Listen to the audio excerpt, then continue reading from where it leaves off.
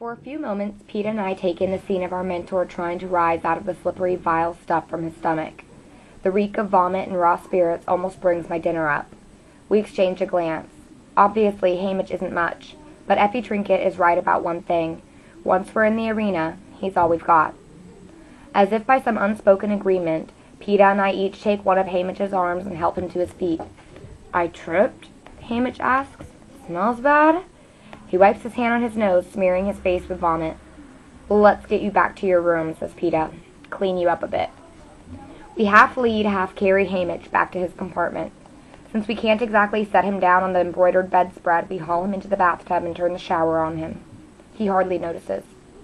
"It's okay," Peeta says to me. "I'll take it from here."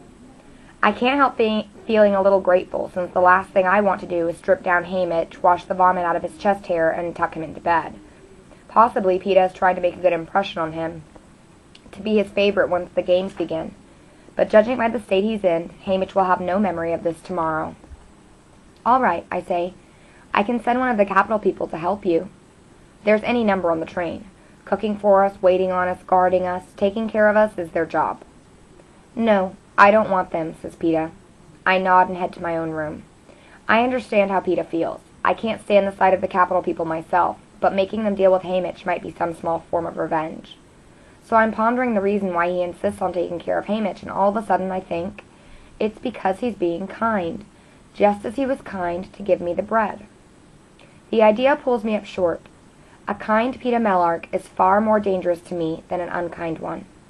Kind people have a way of working their way inside me and rooting there, and I can't let Peeta do this. Not where we're going. So I decide from this moment on to have as little as possible to do with the baker's son. When I get back to my room, the train is pausing at a platform to refuel. I quickly open the window, toss the cookies Peeta's father gave me out of the train, and slam the glass shut. No more of either of them. Unfortunately, the pack of cookies hits the ground and bursts open in a patch of dandelions by the track. I only see the image for a moment, because the train is off again, but it's enough. Enough to remind me of that other dandelion in the schoolyard years ago. I had just turned away from Peeta Mellark's bruised face when I saw the dandelion, and I knew hope wasn't lost. I plucked it carefully and hurried home. I grabbed a bucket in Prim's hand and headed to the meadow, and yes, it was dotted with the golden-headed weeds. After we harvested those, we scrounged along inside the fence for probably a mile until we filled the bucket with the dandelion greens, stems, and flowers. That night, we gorged ourselves on dandelion salad and the rest of the bakery bread. "What else?" Prim asked me.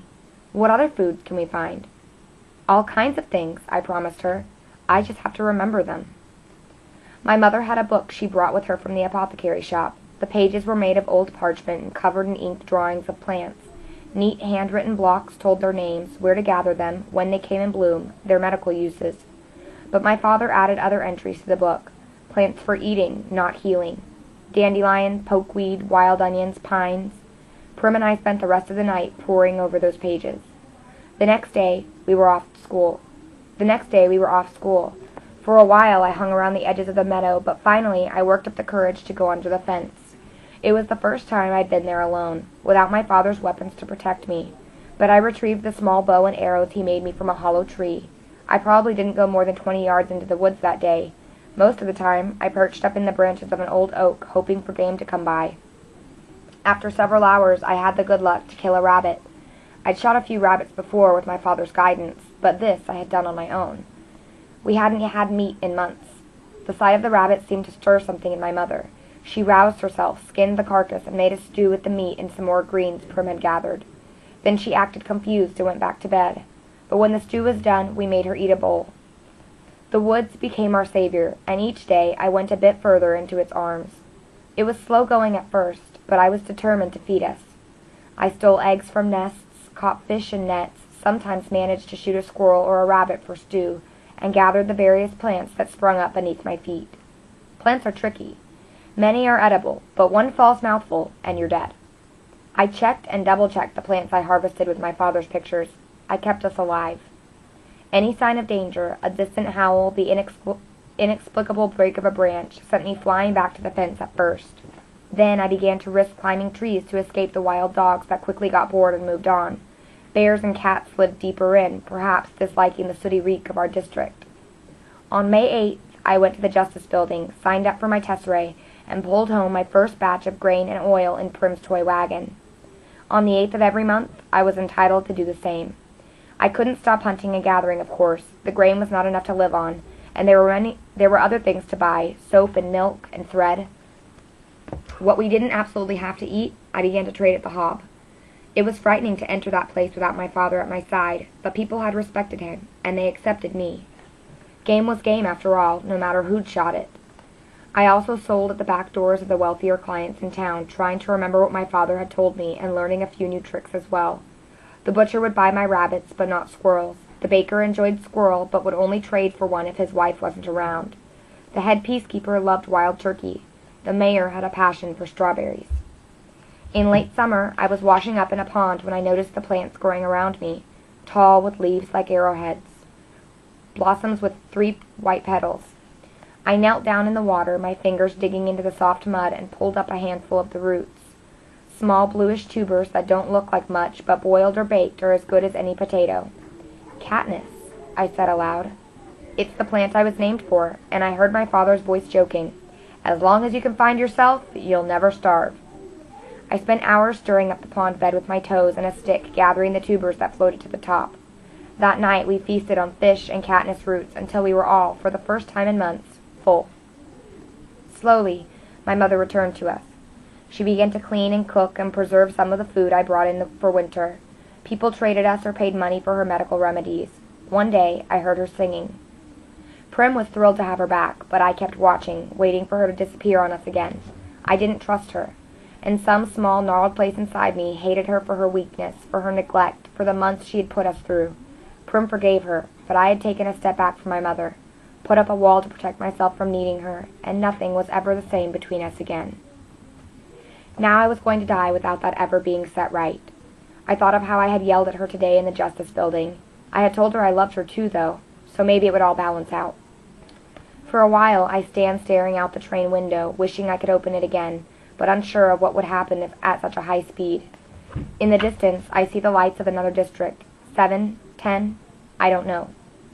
I think about people in their houses, settling in for bed. I imagine my home, with its shutters drawn tight. What are they doing now, my mother and Prim?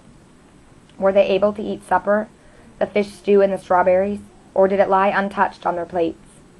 Did they watch the recap of the day's events on the battered old TV that sits on the table against the wall? Surely there were more tears. Is my mother holding up, being strong for Prim, or has she already started to slip away, leaving the weight of the world on my sister's fragile shoulders? Prim will undoubtedly sleep with my mother tonight.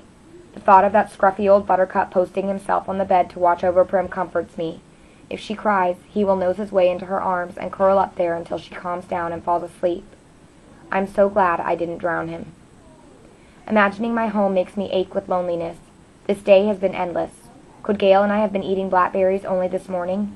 It seems like a lifetime ago, like a long dream that deteriorated into a nightmare. Maybe if I go to sleep, I will wake up in District 12, where I belong. Probably the drawers hold any number of nightgowns, but I just strip off my shirt and pants and climb into bed in my underwear. The sheets are made of soft, silky fabric. A thick, fluffy comforter gives me immediate warmth. If I'm going to cry, now is the time to do it. By morning, I'll be able to wash the damage done by the tears from my face. But no tears come. I'm too tired or too numb to cry. The only thing I feel is a desire to be somewhere else. So I let the train rock me into oblivion. Gray light is leaking through the curtains when the rapping rouses me. I hear Effie Trinket's voice calling me to rise. Up, up, up! It's going to be a big, big, big day! I try and imagine for a moment what it must be like inside that woman's head. What thoughts fill her waking hours? What dreams come to her at night? I have no idea. I put the green outfit back on since it's not really dirty, just slightly crumpled from spending the night on the floor. My fingers trace the circle around the little gold mockingjay, and I think of the woods, and of my father, and of my mother and Prim waking up, having to get on with things. I slept in the elaborate braided hair my mother did for the reaping, and it doesn't look too bad, so I just leave it up. It doesn't matter. We can't be far from the capital now, and once we reach the city, my stylist will dictate my look for the opening ceremonies tonight anyway.